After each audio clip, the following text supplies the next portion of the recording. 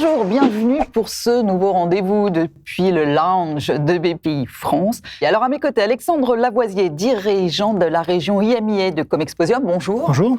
Une petite présentation rapide. Comexposium, l'un des leaders mondiaux de l'organisation d'événements. Je donne les chiffres avant Covid. J'espère qu'ils seront les mêmes après Covid. 170 manifestations B2C et B2B dans 11 secteurs, 45 000 exposants et plus de 3 millions de visiteurs dans 26 pays. C'est ça, on est à peu près dans les chiffres. Nicolas Parpex, bonjour. Bonjour. On est chez vous aujourd'hui puisque vous êtes directeur du pôle industrie culturelle et créative et pilote du plan French Touch chez BPI France, la banque publique d'investissement qui forcément a été mise à rude épreuve pendant ces derniers mois, encore plus que d'habitude, j'imagine, puisqu'elle accompagne les différentes entreprises. Deux chiffres aussi pour savoir où on en est chez vous. En 2020, le plan Touch dont vous vous occupez a déployé 1,5 milliard d'euros pour les industries culturelles et créatives. Et puis, pour donner un dernier chiffre, 200 participations dans des startups pour BPI France, voilà, pour donner un petit peu une idée. Ce qui vous rassemble aujourd'hui, c'est une nouvelle offre, une nouvelle marque, le lancement de WeSpeak Retail, fruit de la collaboration donc entre BPI France par le biais du Hub et de Comexposium par le biais de l'événement One-to-One Retail e-commerce Monaco. Puisque je suis tournée vers vous, Alexandre, vous allez répondre tous les deux, voir si vous avez bien la même idée de ce que vous allez faire ensemble. De quoi s'agit-il ? Donc c'est un partenariat entre deux acteurs qui œuvrent au développement de start-up, du retail d'une manière générale, et de start-up qui proposent des solutions aux retailers pour se développer. Qu'est-ce que vous pouvez rajouter sur WeSpeak Retail ? C'est donc du contenu ? Absolument. C'est une initiative qui est une série d'événements et une plateforme de contenu.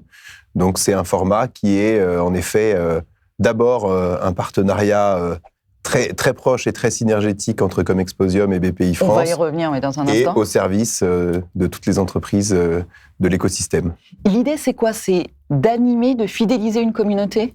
Absolument. C'est d'animer, de fédérer et de vitaliser une communauté. Et ça, je crois que c'est vraiment quelque chose qui réunit nos deux institutions. Pour ce faire, Nicolas, chez BPI France, vous vous intéressez, vous investissez dans de nombreux secteurs. Pourquoi avoir voulu aller plus loin dans l'engagement dans ce secteur du retail précisément ?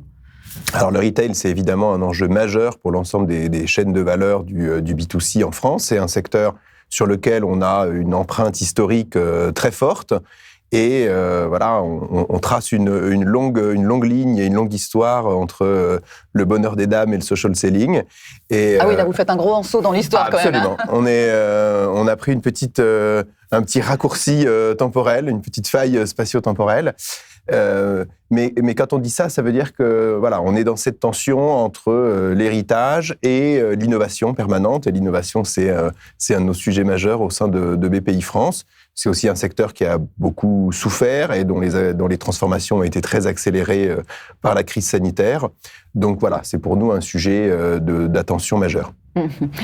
Justement, est-ce que ça vous intéressait aussi de vous engager sur ce secteur en particulier, Alexandre, parce qu'il a été un peu au cœur des préoccupations et des discussions, finalement, après le secteur de la santé, bien sûr, durant toute la crise du Covid de ces derniers mois ?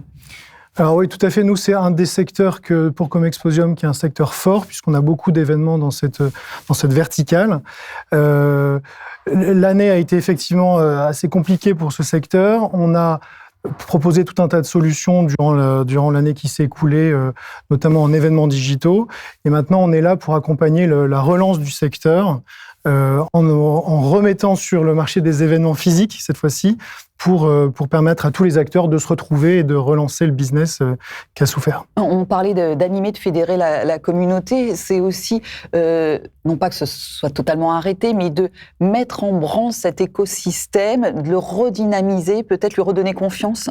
Il y a une question d'écosystème aussi. Alors, de toute façon, tous nos événements rassemblent les écosystèmes. On parle de communauté, nous, donc une offre, une demande, mais parfois c'est plus complexe que ça. On a des partenaires, à la fois on est concurrents, partenaires, fournisseurs, etc. C'est quand même un secteur qui a eu des alternatives pendant cette période. Le digital, et donc c'est quand même le sujet de l'événement One-to-One e-commerce, que de proposer tout un tas de solutions pour les retailers pour se digitaliser. Après, effectivement, il y a quand même un enjeu de relance et l'événement physique, pour ça, rien de mieux que pour réénergiser, relancer une communauté, que de rassembler tout le monde au même endroit, au même moment. Là, on sera sur du figital, comme on dit. Ça, c'est le nouveau mot qui vous convient à tous. On est un petit peu en digital, un petit peu en présentiel. On essaie de doser pour que tout ça fonctionne le mieux et rassemble le plus de personnes. Vous n'avez pas précisé, Nicolas, par exemple, quelles entreprises vous suivez dans le secteur du retail pour donner quelques exemples? Absolument. Alors en fait, nous, notre angle, c'est d'accompagner toutes les entreprises performantes de la French Touch, donc c'est-à-dire des entreprises à la fois innovantes et émergentes, ce qu'on appelle des game changers. Donc on est dans ce qu'on appelle des DNVB, des marques digitalement natives, comme Bonne Gueule dans la mode, ou Tiptoe, ou Socialite Family dans la déco. Et puis ensuite, on a des entreprises et des marques et des enseignes qui sont évidemment dans des problématiques d'omnicanalité et de transformation digitale, mais avec une empreinte retail physique plus importante, comme Roséana ou Officine Générale dans la mode. Et puis des enseignes un peu plus matures comme Éric Bompard. Et Content Square, la dernière licorne, vous les accompagnez au passé, au tout départ? Absolument. Voilà, ça fait partie des grosses réussites. Donc voilà, on peut commencer à grandir ici et puis s'envoler très, très haut. L'idée aussi, peut-être, Alexandre, c'est justement de continuer à faire encore plus le lien, à faire davantage se parler les grands acteurs historiques et ces startups qui viennent bousculer le monde du retail et du e-commerce. Bien sûr, ils se parlent déjà, bien sûr, ils se rencontrent sur le one-to-one Retail Monaco ou à l'occasion d'événements de BPI France, mais l'idée, c'est bien ça. Oui, tout à fait. Nous, on a cette vocation que de rassembler l'ensemble des acteurs, donc à la fois les acteurs historiques, les pure players, donc que ce soit du côté de l'offre, donc des prestataires de solutions à destination du retail, ou de ce que nous on appelle la demande, c'est-à-dire les retailers. On a à la fois les acteurs historiques, dont on accompagne la transformation, et on sait que c'est un enjeu fort pour ces acteurs-là, et que d'ailleurs ils ont accéléré ces derniers mois. Mais on a aussi les pure players, que ce soit des DNVB dont on voit l'émergence de plus en plus forte, mais aussi des acteurs plus historiques et les plus connus, les plus gros acteurs du retail digital qu'on accompagne. On rappelle, j'imagine que tout le monde est au courant, mais Digital Native Vertical Brand, c'est marques nées sur Internet et qui grossissent et qui finissent par ouvrir des magasins, des boutiques souvent, d'ailleurs. Absolument. On le voit bien et c'est ça qui est vraiment intéressant dans ce développement. Alors, venons-en maintenant qu'on voit un petit peu se dessiner ce que sera We Speak Retail. Pourquoi ce partenariat? Parce que finalement, vous auriez pu être vus comme des concurrents, vous soutenez d'une manière différente des startups, vous organisez tous les deux des événements. Pourquoi ce partenariat? Surtout, en quoi est-il vertueux? Je pense qu'il est vertueux parce qu'il illustre une valeur qui, je pense, prend encore de l'ampleur aujourd'hui, et notamment en sortie de crise, qui est justement cette dimension que plutôt que d'avoir des démarches, on va dire, silotées ou concurrentes, on est là pour aller chercher du jeu collectif et du partenariat. Et encore une fois, je pense qu'entre on va dire toute l'énergie et toute l'excellence qu'on essaye de déployer chacun dans notre domaine. Encore une fois, c'est vraiment ce qui nous rassemble, c'est la notion d'animation, de fédération et de vitalisation d'écosystèmes. Et donc, je pense que c'est ça qui fait que cette initiative commune va être très vertueuse et très performative. Donc, ce partenariat, c'est We Speak Retail. On vient d'en parler, du contenu, des événements, une nouvelle offre, une nouvelle marque. Mais ça va un peu plus loin que ça, Alexandre. Effectivement, en plus des événements ponctuels qui vont s'étaler jusqu'à la fin de l'année en physique et en digital autour du contenu, on va accueillir sur Monaco e-commerce 2022, donc au mois de mars, une sélection de startups qui proposent des solutions et qui sont d'ores et déjà suivies et accompagnées par la BPI pour leur donner accès et visibilité au marché et aux leaders du secteur à l'occasion de l'événement e-commerce Monaco. Alexandre, finalement, c'est, comme vous dites, je reprends votre mot, c'est un perfect match, pour parler en bon français, entre deux entités qui ont les mêmes missions, peu ou prou. Effectivement, alors nous, on n'est pas du côté financement. Je dirais que la BPI accompagne les entreprises et les acteurs du secteur à la fois sur le financement et le développement de leur business. Nous, on est vraiment une plateforme de go-to-market. On aide les acteurs du secteur à se faire connaître, à se rencontrer et à se développer. On parlait tout à l'heure de Content Square. C'est une société qui était dès les débuts, dès sa première année sur notre événement Monaco, et qui est encore et dont le fondateur vous dit qu'il a découvert ses premiers clients grâce à cet événement-là. Donc l'innovation, vos ADN communs? Le business, la qualité, est-ce que j'en oublie? Les communautés, je pense également. Les communautés, c'est bien la chose. Donc l'idée, c'est de redynamiser ce secteur un peu bouleversé. Sur quel produit la BPI s'est-elle particulièrement penchée, justement? Sur quelle proposition dans le secteur du commerce ces derniers mois hyper compliqués pour le secteur? On a regardé le secteur, encore une fois, dans une double approche, qui était une approche déjà de sauvegarde et de défense, puisque très concrètement, la fermeture des business a eu un impact très négatif, mais toujours essayer de réfléchir aux enjeux à la fois de sauvegarde et de transformation et d'investissement en même temps. Donc ça veut dire que toutes les entreprises du retail ont eu déjà accès à l'ensemble de l'arsenal d'aides systémiques déployées par les pouvoirs publics dans la période, le chômage partiel, etc., etc.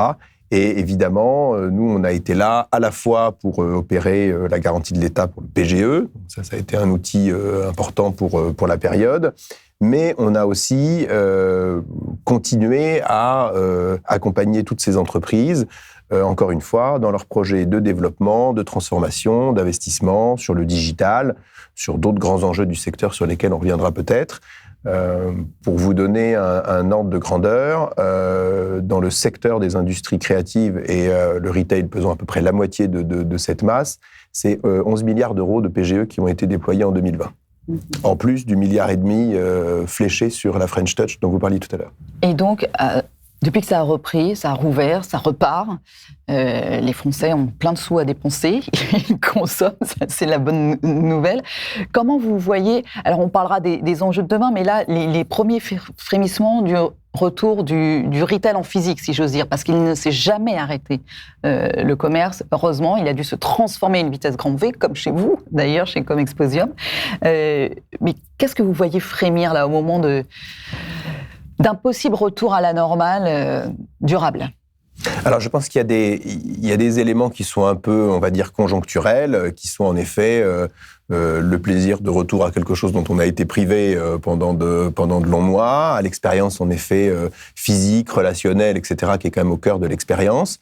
Mais plus fondamentalement, je pense que si on tire un peu le trait, la réouverture du retail et la redynamisation du retail va appuyer sur toutes les tendances et tous les enjeux qui étaient des enjeux qui étaient identifiés pré-crise et qui ont été incroyablement accélérés.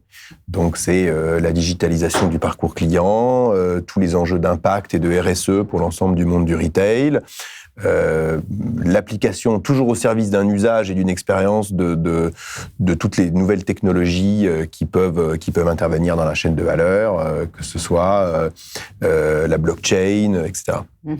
Alexandre, avec One-to-One Retail Monaco, qui reprend, là, en physique, ça y est, ça reprend aussi. Vous êtes partenaire, témoin du secteur, vous avez les remontées, du coup, des acteurs. Quels sont, selon vous, les enjeux d'aujourd'hui et de demain? On a des acteurs qui ont dû trouver des solutions palliatives pendant une période où ils n'avaient pas de magasin physique. Donc, les enjeux qu'évoquait Nicolas, on a pu le constater, nous, on est en contact avec la communauté, effectivement, une forme d'accélération de tout un tas d'initiatives. Parfois, d'ailleurs, des initiatives qui sont inattendues, hein, le call and collect, donc le fait de passer un coup de fil pour on redécouvre le téléphone, exactement, en fait. on redécouvre des solutions qui étaient là, mais qui sont redevenues tout d'un coup utiles. Après, sur les enjeux de la relance, comme le disait Nicolas, cette crise accélère des tendances. Elle n'en a pas encore révélé de complètement nouvelles. Donc, on est toujours sur ces enjeux de parcours client, clairement, d'enjeux de responsabilité sociale et environnementale qui sont accélérés pendant cette période. Et ensuite, une tendance massive qu'on voit, celle des partenariats, la période ayant été difficile. Alors, on parlait de BPI comme Exposium qu'aurait pu se voir comme étant concurrents et qui sont en partenariat. On retrouve la même chose dans le secteur du retail, où des marques, des retailers entre eux peuvent décider, via notamment des marketplaces, de travailler en partenariat en se disant finalement on n'est pas si concurrents et ensemble on sera plus fort. Il y a peut-être aussi la question de la place de l'humain. C'est vraiment la question d'aujourd'hui et de demain, non, pour le retail? Alors pour le retail, en plus ça résonne exactement, ça résonne particulièrement chez nous, puisqu'on croit quoi qu'il arrive à l'humain et à sa place dans le business, que ce soit en B2B ou en B2C. On croit en revanche à la place de l'humain et donc du rendez-vous physique, qu'il soit en boutique ou en événement, en complément d'une offre omnicanale. Pour élargir la palette de services dans la durée, évidemment, en jouant sur les forces du digital et du physique. Très clairement, un événement comme e-commerce Monaco, c'est aussi et beaucoup de l'humain, puisqu'on parle là de business B2B, ce sont des prestataires de solutions et des entreprises. La place de l'humain reste encore forte. Il s'agit aussi de créer de la confiance, avoir une histoire commune à raconter, et ça se fait via les rencontres physiques, clairement. Ou via We Speak Retail, pour revenir à notre sujet de départ. Quel sujet allez-vous donc aborder dans les prochains mois sur We Speak Retail, Nicolas ? Donc, on va aborder tous les sujets qui traversent un peu la chaîne de valeur. Donc, les sujets de solutions de paiement, les sujets de seconde main, les sujets d'expérience post-shop. On va lister un peu tous les sujets qui sont d'intérêt collectif pour l'ensemble de l'écosystème. J'en profite pour rajouter une couche à ce qu'on vient de dire. Je pense que ce triptyque humain, partenariat et transversalité sont des valeurs de sortie de crise et de relance très puissantes. Eh ben, magnifique conclusion. Alors justement, ça commence dès aujourd'hui, We Speak Retail. Direction, je vous le disais tout à l'heure, on était au lunch, donc avec Alexandre Lavoisier pour Comexposium et Nicolas Parpex pour BPI France. Maintenant, nous nous dirigeons vers le hub pour lancer le premier débat, donc c'est dès aujourd'hui, sur le paiement fractionné et le pouvoir aux consommateurs.